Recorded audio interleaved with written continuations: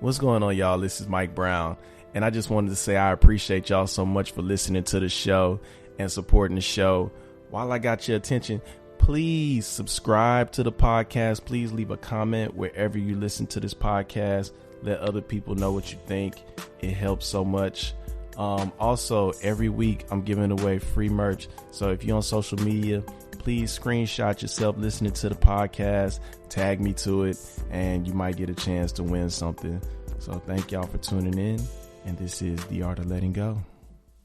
Yo, what up? This is Mike Brown, and this is The Art of Letting Go. Today, I got a special guest in the building. I first got on your music probably from Currency and you working with them, but I really started getting to your stuff when you started doing it was these beat tapes you was putting out. I think it was like the floor. Yep. Sleep on the floor, you'll never fall out the bed. Yeah, man. You mind introducing yourself to the people? What's up, man? What's up, world? I'm Nesby Phips. I'm a multimedia artist. Most people know me for doing music. That's how I jumped out in the public space. But I create any and everything in the world of music, art, and film. You know what I'm saying? So my life is surrounded by creativity. And I'm just living it out in the truest sense daily. You know what I'm saying? I'm not doing the same thing for 7 days straight in my life, bro. So thankful for the life that's been created, through my talents, man. It's led me to the Art of Letting Go podcast. So here we are. That's what's up, man. I appreciate that. You still doing music? Yeah, I just put my guitar back on the stand a few minutes ago, bro. So that's what's up. It's with me is if you ever saw me doing anything, just know I still do it. I don't have a phase of I'm doing this, I'm doing that. I'm just adding skill sets. So I'm still doing music. Art has really taken off since the pandemic for me. This is a painting I'm working on right now, Pennyland. It's an arcade that we used to go to in the French Quarter when we were young.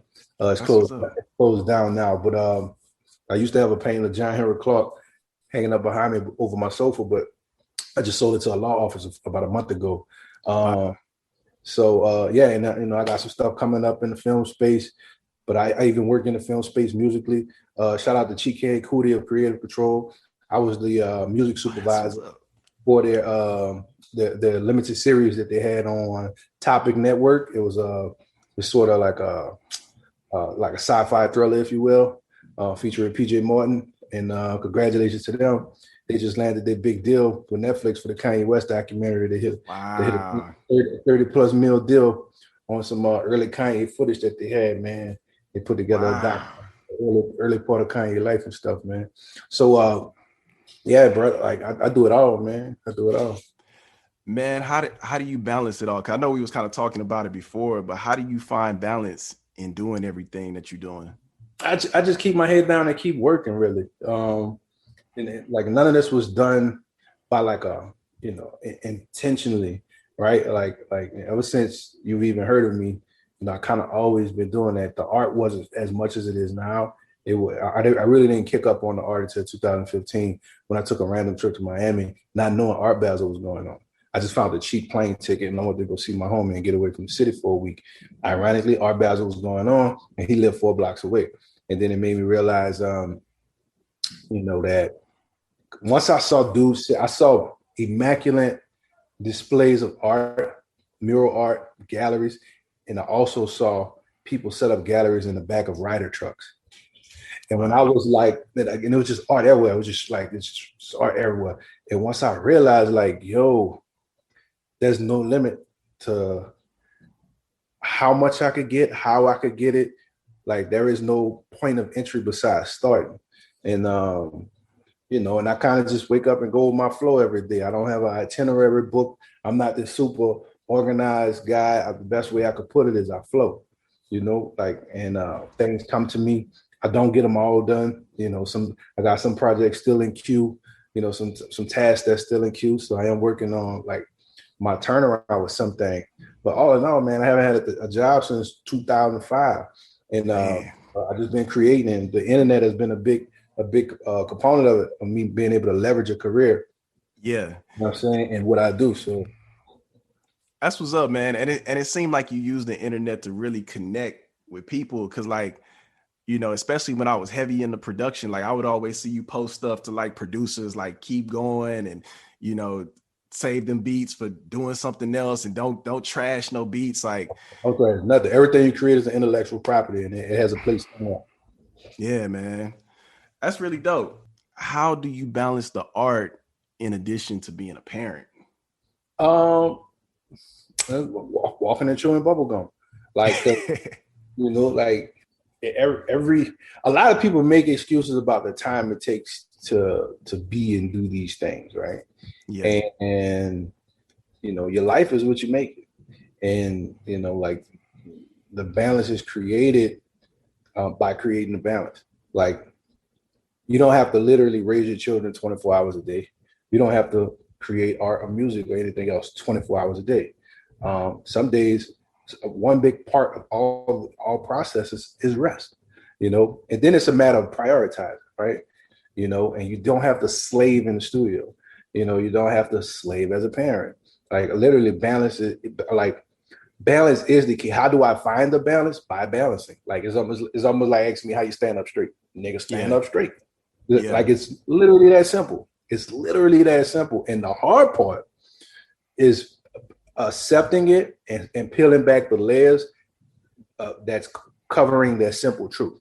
Because people have a lot of preconceived notions about how things are supposed to work, how they're supposed to look, the whole nine. And you actually spend majority of the time fighting those things. We're not dealing with the actual issue. Yeah. You know what I'm saying? And you can allow your life and your circumstances to become callous by not, just getting to the meat and potatoes of what needs to be done. You need to find people be like, I need to find a balance between, work and family. And it's not about finding it, it's about creating it. Yeah. And just that simple concept of people like setting it way far away from themselves, not realizing that it starts with them. People are always in search of something, chasing something, and it already exists. It's already here. You know what I'm saying? And it's really that. Like, I'm having a hard time balancing the kid. Well, it's probably because you're doing one more than the other. You know what I'm saying? So dial it back if you're going too hard in the studio and go harder with the kids, or set a schedule, whatever your balance is, because everybody got different personalities, the whole nine. And with me, I just found a natural flow to what I do. Thankfully, my children are older now, they 16 and 19. So like my daughter got her own life now. My son lives away playing soccer, so I have to go out and see him and stuff. So, I'm sort of close to being an empty nester now. So you kind of get past that phase. But I mean, when it's time to rock with them, with the fam, you rock with the fam. Yeah. Because, like I literally stopped my career after being on the road with, the likes of the Kendrick Lamar's, trademarks, and, just being out and about, working with Wiz and all them. Like I chose to come home and work with my family because I realized no matter how righteous my absence is, me having this career, gone is gone. And I can only do so much raising of my children through a phone. Right. Presence is everything. And I chose to have my presence back in the city. And thankfully, my career followed me, but not in the manner in which I thought it would. And what helped me is the internet. In addition to the game just constantly changing, to where you could bring it to you as opposed to having to be out in the streets and chasing after it. You know what I'm saying? So leveraging social media, leveraging the internet, just keep staying creative, staying on top of the trends, realizing the point of sale has changed from actual physical album sales to, really making money off like merch or touring or even my art, stuff like that. So it's a dance and it's a balance. And I found it and it feels fucking good. That's what's up, man. Something that kind of popped in my head just now was, do you compare yourself to your past accomplishments? No, because that's like comparing Sunday to Tuesday. Yeah. Like, every day of the week has its place, right? And every moment in my life, it's like comparing myself to me being 30 until when I was 25. There was two different phases of life. You know what I'm saying? So it's almost like asinine. Comparison is the thief of joy. I believe that's how they said. So I reference certain points of my life, but every phase is a new phase, and I'll be more excited about that. Like, I'm 40 now. I've never been 40 before. I'm excited about it. And if you keep that mindset, you'll always be excited about life because as you're moving on, you always enter into a new phase, a new day that you haven't experienced before. And thankfully, you have all the experience behind you to use as like your navigational tools. Where it happened like this, you know, when I did this, or so on and so forth. You learn to trust like your instincts and like your foresight and just your past experience kind of teach you how to move forward. And which has me excited because, you know, I'll only get better, or really you only should get better as you grow older. It's not like, you know, the older I get, the slower I get, the dumber I get, nothing like that. Nah, the more seasoned I should be. You know what I'm saying? Like, you know, and the more player my game should be. Like, it's kind of like Jordan when he got later on in his career, when he wasn't fucking jumping from the top of the key, you know, he was just making smarter moves in the paint. Whereas damn it, he didn't even have to move. You know what I'm saying? So now you look like a magician, or what I like to call God status. Because it's like you just know the space that you're in so instinctively. Is almost like moving like Neo through the Matrix or something. You know what I'm saying? And I look forward to that because I have that understanding and that disposition. I look forward to aging gracefully and becoming, you know, the OG or the master or the abbot or whatever. So, you know, so this thing could keep growing. You know what I'm saying? Like, so, you know, I know I'm saying a lot, but that's how that's how I feel. It's just like a growth thing. You know what I'm saying? Yeah. Like the possibilities become more and more infinite. And the more I discover that, and the more I realize I'm going this way, it's almost, you familiar with fracking? Nah. All right, so fracking is a term in the oil and gas industry, right? When in the beginning they dug for oil like that, right? They just kept poking holes in the ground, right? Fracking was when they decided to go that way, right? You know, so instead of having to poke a hole here, poke a hole there, them niggas was like, we're gonna go so far down, then we're gonna go this way. Boom. We ran into some cool shit. It's almost like I reached a certain point in my 30s where I learned how to like creatively frack. You know what I'm saying? And it's like, and it's just expanding in so many ways now, to the point, you know, I'm lecturing at, you know, colleges, and, you know, I mentor business school students, first year business school students, and undergrad seniors. And, you know, I ain't finished 2 years of college. You know what I'm saying? Damn. But my life experience and just being out there and being active and trying shit and doing shit, you know, like it gave me this knowledge base that has become valuable to higher institutions and higher learning, right? So yeah, bro, it's like, you know, it's just like get busy living, get busy dying, man. Just bust a motherfucking move, bro. Yeah. I think that came to me in my 30s too. I think in my 20s I did a lot of like looking back on what I had done and trying to be that. And when I hit 30, it was like, man, fuck that. Like, let me just be where I am today and just keep present. going. That's all you got. That's the only thing that exists is the present, man. Nigga. Yeah. Living in the past gives you anxiety. No, living in the past makes you depressed. Living in the future makes you anxious. The only thing you can do is be in the present. And that's the most common thing you can do. It's like, we're just going to be here and make it work from here. That's the only time anything happens. Yeah. You know what I'm saying? And the future is determined by what we're doing right now. You know, like I can't eat dinner 2 hours from now if I ain't cooking right now. So, you know, like it's just that simple. You know what I'm saying? Yeah.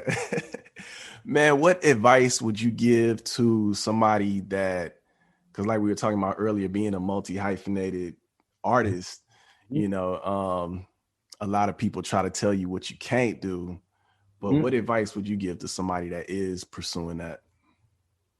Being a multi-hyphenated artist, just keep doing it. Wake up, like everything is a practice, right? You are what you are by what you do is what you are, right? Like there is no, you know, rites of passage of defining moment to becoming that. The moment I start drawing, I'm an artist. The moment I start singing, I'm a singer. You know, the moment I start running, I'm a runner. And you know, and if you are multi-hyphenated, if you sing, break dance, and fucking and sew mittens, as you're doing them, you are it. Yeah. In time, you will reach different phases: white belt, yellow belt, purple belt, you know, brown belt, black belt. Like, and you just keep moving. But and what you'll realize, there'll be benchmarks and stuff that are happening in your life that make you realize that pause for a moment and look back and like, damn, I came a long ways, right? Like, you know, to the point where I am in my career, where I was just chasing after the art and just really wanted to be a good producer or a good artist, you know, a good rapper and all that other type of shit. In turn, I was an independent artist who didn't have money to shoot videos. I learned how to shoot it myself. You know, I didn't have a website. I learned how to build it myself on iWeb on the early Mac.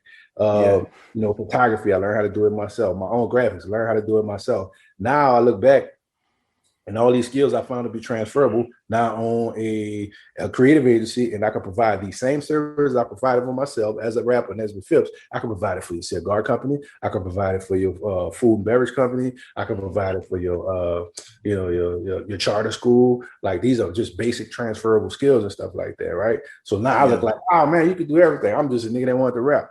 You know what I'm saying? Like, you know, and this is what it brought me. But it came from being present. It came from me being present. Like, I started making beats because I rapped and didn't have no beats. You know what I'm saying? So it's like, you know, I'm working on a book called Just Make the Sandwich.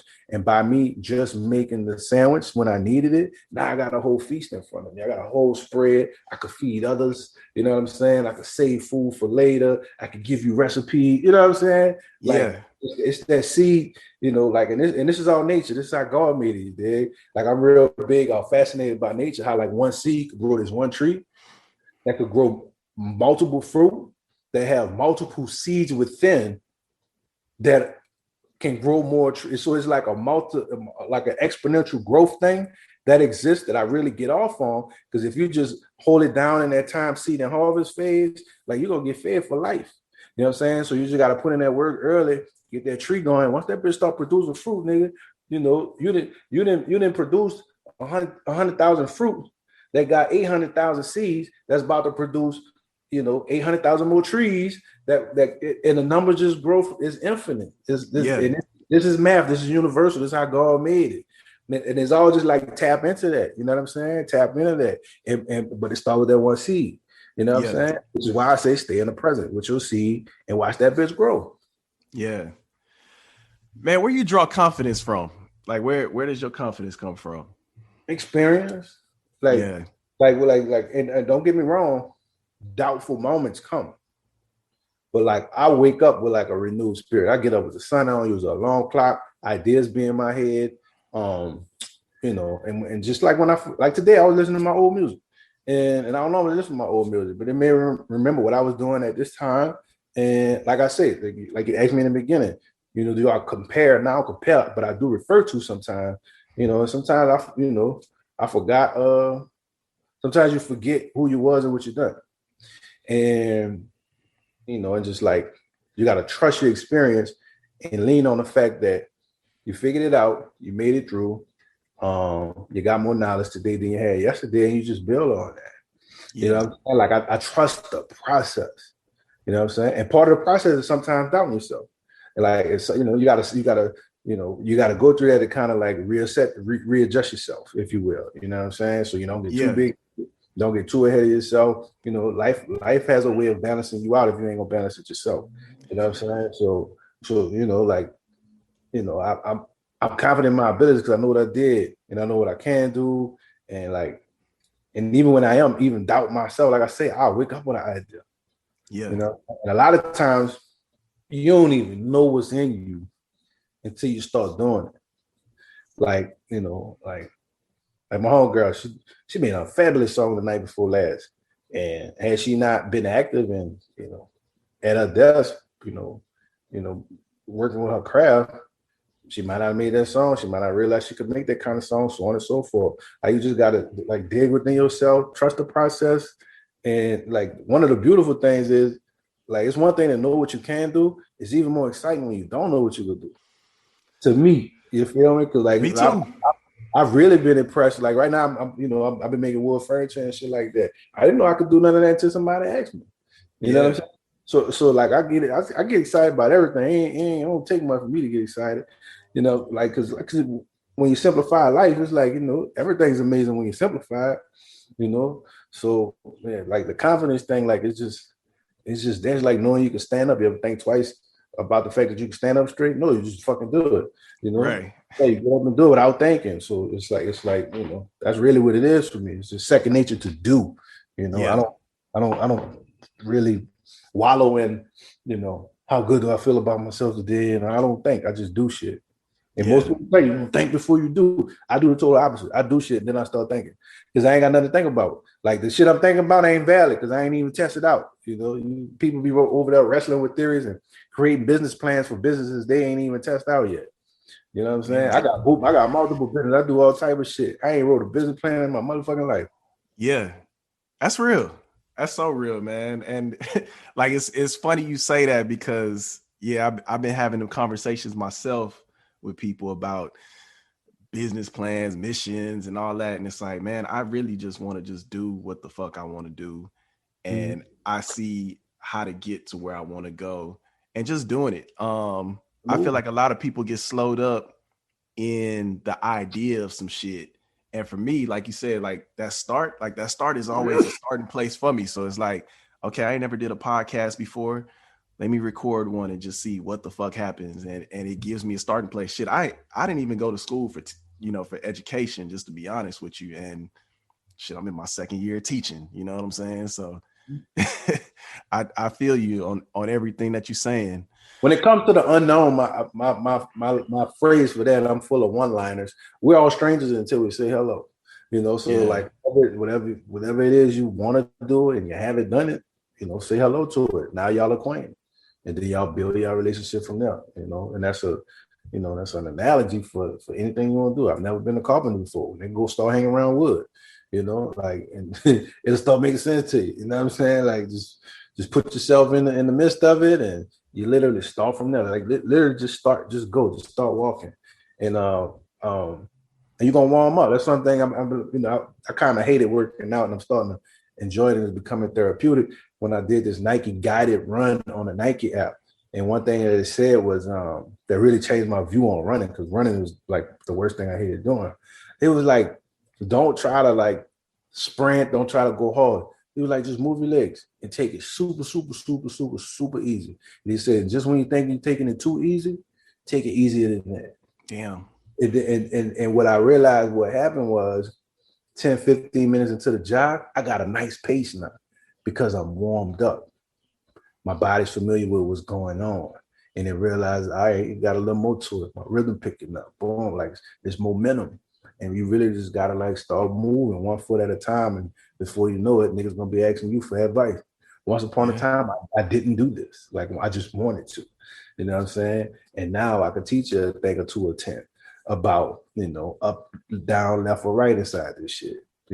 So yeah. Man, I wanted to transition to your art because like a piece that you released that really spoke loud to me, and I just wanted to know what it meant to you. But your Beaucoup Power piece. Man, I'm glad you brought that up, bro, because it's kind of like at the center of what I'm doing. I actually just booked my flight to New York to go. I got a billboard up there now. It started with a rap lyric. What was it? Let me read it to you the right way, because I recorded the song. I never put it out though. Yeah. The path is real and it's hard to follow. Them tough pills be hard to swallow. Do your best if you love your mama. My run on paper got Beaucoup commas. Put Kagu on them, that voodoo guy. So Kagu is like a jinx, some shit we said down here. Yeah.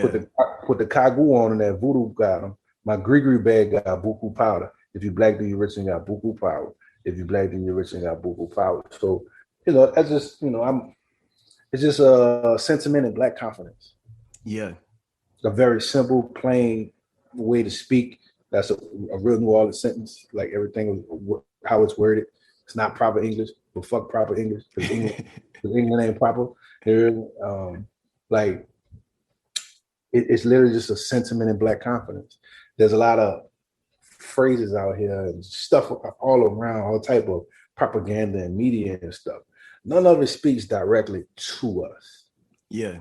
Some stuff is speaking for us to a different audience. You don't have to tell me that my matter life as a black man. I fucking know I matter. So you ain't talking to me, right? Right. That's not what I need to be reminded of. But given what the world is telling us about us, what is being targeted towards us is who we are, mostly who we aren't, right? Like, the music is telling us one thing. They're telling us what to drink. They're telling us where we need to drive. They're telling us where we should be eating, the whole nine. And nothing in the commercial space is saying, you know what, black man, black woman, black boy, black girl, like the world is nothing without you. You are the fuel in the engine, as well as the maker of the engine. The best person to reference in all the things that I say and what the place that I speak from are the words and the philosophies and the teachings of Dr. John Henrik Clarke. And we are the alpha and omega of the world. Everything begins with us. Nobody contributed anything before our contributions came into play. And you wouldn't be here today without being connected to that. And most people, for obvious reasons, don't connect to it, right? But you literally would not be here today. You are a seed that came from another fruit, that came from another tree, that came from another seed, that came from another fruit, that came you are literally attached to the beginning. You wasn't dropped off in the middle of this shit. Right. And I lean in on that fact. You understand what I'm saying? Like the DNA within you is probably not only hundreds of thousands of years old, my nigga, it's fucking millions of years old. Until this day, they squeeze the rag on us, our talents, our abilities, and everything else, to profit for themselves. And in our most poor, most ignorant, most unknown form, we always create some type of light. We always create some type of beauty. Even the biggest disconnect, like the transatlantic slave trade, we came over here and gave y'all what y'all now know to be American music. Yeah. In every genre from it. And I'm from the home of it. You know what I'm saying? And like I'm talking about just the ingenuity of us, and the things that we figure out and create. Like George Washington Carver is Beaucoup power. You understand what I'm saying? Like Marcus Garvey is Beaucoup power. The transformation of Malcolm X is Beaucoup power. Elijah Muhammad is Beaucoup power. You name it. Like we just always prevail. We always figure it out. We always make a way. Like if it wasn't for the Africans realizing you could grow rice down here, the Europeans and the Germans and everybody who settled on the riverbanks of Louisiana, they would have starved to death. You understand what I'm saying? Like, and all that shit, it's within us. They were slaves. They didn't go to school. Like they just knew, they understood the land and how nature worked, how the world worked, and the whole nine. You dig? So that statement is just a sentiment of Black confidence. It reminded people that who never heard nothing like that about themselves or our people, or even decided to regard themselves as such. We are powerful. We are everything. We are golden.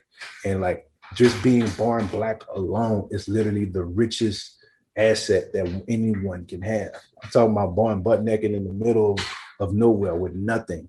By the simple fact that you Black, the sun gonna power you. The simple fact that you Black, you're gonna be the strongest thing walking on two legs, the fastest thing walking on two legs. Your mind moving at an amazing rate. The people, the children with the highest IQ in the world are 3 Black children. I think it's 2 girls and a boy. You understand what I'm saying? Like it's us or nothing. Yeah. You understand? Like these computers we talking on, right? Not like it just if as if we wasn't cold enough. Look at where we come from and the shit that grows up under the ground from where we come from. Nigga, there's gold under there. There's diamonds under there. There's coltan under there. There's oil under there. Like we got silk. We got spices. Nigga, we gave the world math, and math is infinite and universal. Yeah. You understand what I'm saying? Like I can go down a rabbit hole of our amazement. And I just packed that into 10 words. You dig? If you Black, then you rich and got Beaucoup power. And where I could paint, pictures, right? I'm painting. I'm doing something else more. Like my words, I've sold more paintings with just words on them than actual pictures. Yeah. So like I've really leaned in on the power of messaging. And I'm an MC, so words is where I make my money. But I found a new medium form, and it's taking me into a whole nother space. Especially in a world where music is overproduced, it's like overcrowded. It's a space that's overcrowded. Yeah. And now I find myself one phrase, Beaucoup power has done so much for me in the last 6 months. You know what I'm saying? Like Curbito from Paya Moss, he just reposted my shit. You know what I'm saying? Like my billboard in Brooklyn. I've sold over I don't know 100 canvases of this stuff. You know, it's living like what I'm doing with Beaucoup Power is proof of concept. Yeah. Like this was a rap lyric that I don't even write in my phone, but I wrote it in my phone one day because I was driving. My brother sent me this beat that had a nice little bop to it, and I wrote it to this beat of some producers, some European producers who flip some African chants and stuff like that. The beat had a nice bop to it. You know, a year later, I got over 100 canvases sold. I got a billboard in the French Quarters at Holly Grove, and now in Flatbush in Brooklyn in the Caribbean, mostly Haitian neighborhood. We're working on Harlem, and now we're going into Atlanta next. You know, I made it into the homes of hundreds. Now we got products, we got pillows, we got mugs, the whole nine. It's all about these words, and it's being imputed into people's lives, and it's really doing a lot as a reinforcement and homes with families and children who need this sentiment to be like imputed and embedded in their mind. You know, I love like it's kids as young as 1 year old gonna grow up with this in their house, you know, and just imagine the residual effect of this messaging when they're 25 years old, and it's like the sentiment is embedded in their mind. Yeah. Sort of like the same way niggas think they get calcium from milk. You know what I'm saying? Like what they say, put the medicine in the candy. You know what I'm saying? Yeah. So, you know, the same reason why people, when it's like my daughter used to get mad because it ain't snow down here, right? But for Christmas, I mean, it ain't snow for Christmas. But we live in a subtropical climate, so where did that ideal come from? Messaging and propaganda. That's how powerful it is. That you have an unrealistic expectation of your environment based on a preconceived notion that was hand delivered to you via, you know, Miracle on 34th Street, The Christmas Story, and everything else. You know, sleigh bells and snow and all this shit. Nigga, don't never snow down here. Right. The power of messaging, propaganda. You can shape someone's reality. That's all I'm trying to do. I feel that, man. That's really dope. Yeah. Man, I got a couple of more questions for you, and then I got another segment. So my first question is, what is one piece of advice that you would give to your younger self?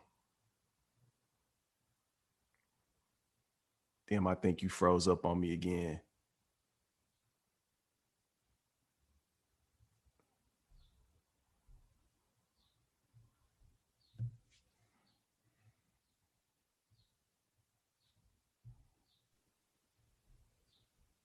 How about now? You good? Yeah. All right, we're back. This is the first time that ever happened, man. No, it's all good. It's all good. Yeah, first piece of advice I would give myself, right? Of my younger self, right? Yeah.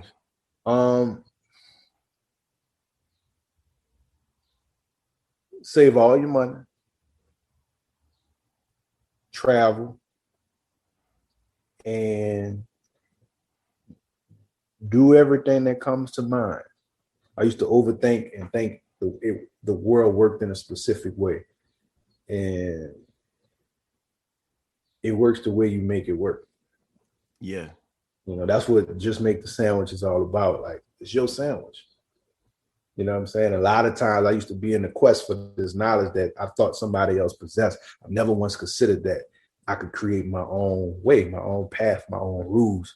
I didn't have the confidence due to lack of experience to even, you know, that's a very bold and audacious thing to do, is just to carve your own way. You know, ironically, the name of my company is Audacious Creative for that very reason. I had the audacity to say, fuck it, I do this and this is how I'm doing it.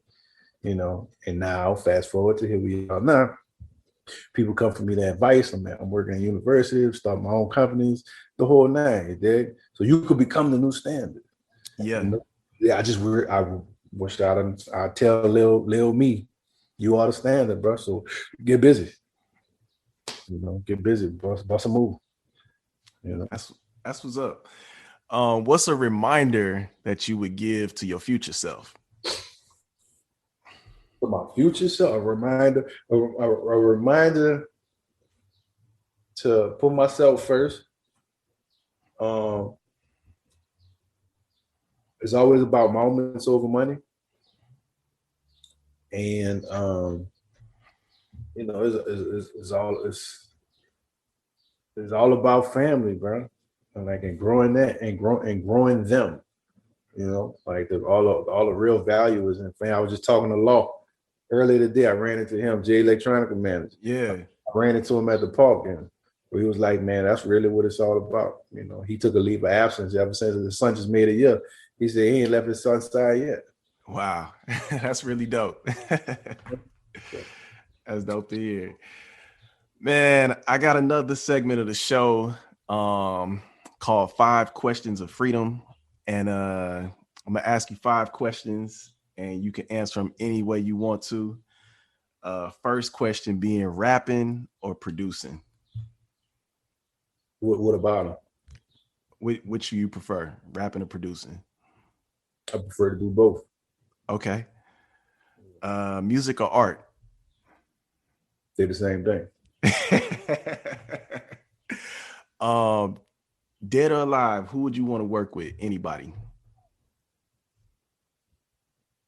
Dead or alive, who would I want to work with? Yeah. That's a countless list. Outkast. Outkast, you know, Nip, man, I was supposed to be working with Nip. Yeah, he came to New Orleans, we sat down, we all ate and shit. He was looking for anthem sounding music, stadium sounding music. He had this real specific idea of what he wanted his catalog to be like. He wanted his music to fill up arenas. And wow. You know, he didn't live for us to get down to that point. For sure, Nip, he got to be one of the most influential people, regardless of, you know, occupation. I think he's one of the most influential people of our time. Definitely want to work more with Nip. I actually produced something for Nas, it's unreleased, so I definitely want to work with Jay Electronica, Raphael Sadiq, Salam Remy. Shit, you name it, bro. I want to work with everybody from Janae Aiko to Herbie Hancock, bro. There's so many people I love, bro. Like there's so many sounds I love, shit that I'm reaching for. What's that boy's name? Son Little. I love Son Little. I love Lady Ray. I love Chrome Ben. That's one of my favorites. Okay. Shit, you name it. Marvin Gaye, Quincy Jones. I met him when I was a kid. I love to work with him. Wow. Yeah, he was at the radio station. I used to live near the radio station. So when guests would come on that I like, I would just wait outside the station and shit. And you know, definitely Quincy Jones. I don't know, bro. That list goes on and on and on, bro. Like, yeah. Outkast at the top of the list, bro. Big Boy, 3 Stacks. Can't get no better than that. Yeah. I got 2 more for you. Cash Money or No Limit? Cash Money.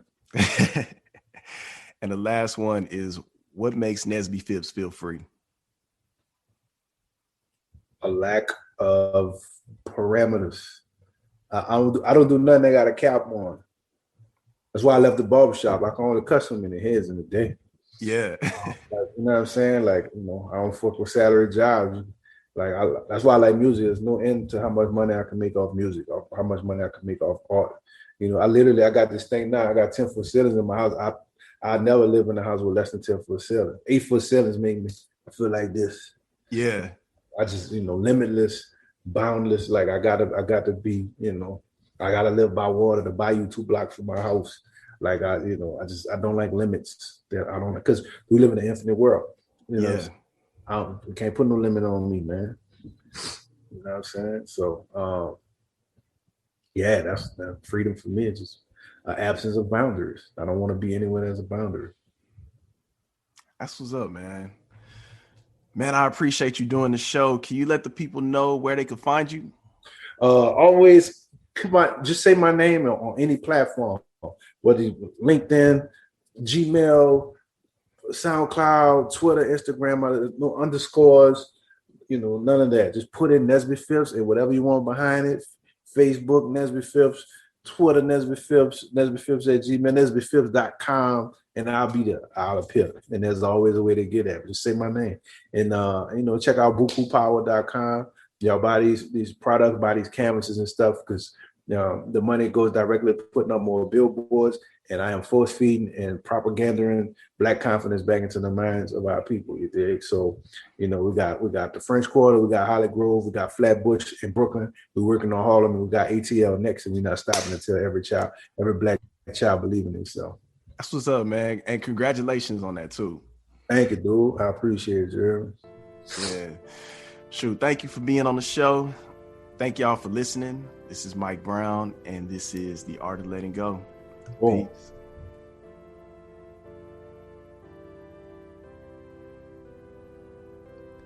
Thank y'all so much for tuning in this week.